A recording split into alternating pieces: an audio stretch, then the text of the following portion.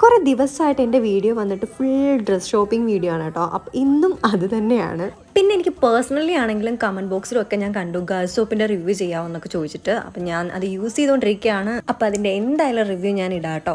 എനിക്ക് സമയമില്ലാത്തതുകൊണ്ടാണ്. ഉറപ്പായിട്ടും ഞാൻ എൻ്റെ വീഡിയോ ഇടുന്നതായിരിക്കും.